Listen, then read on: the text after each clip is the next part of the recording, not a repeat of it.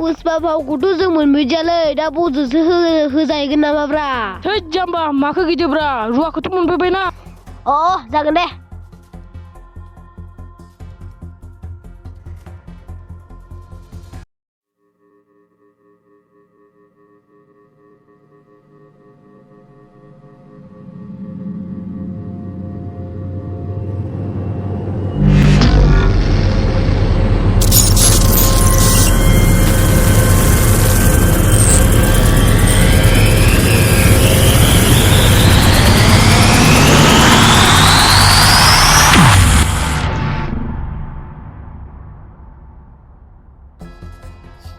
हुजूर साहब जों मोनफैबाय।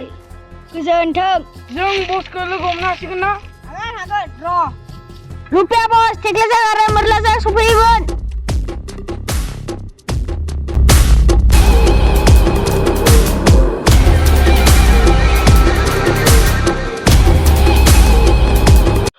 मा जाखो खौराङा?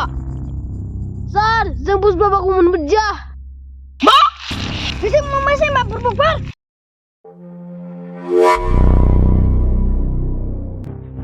मोनसे खामानि जानो थुजो।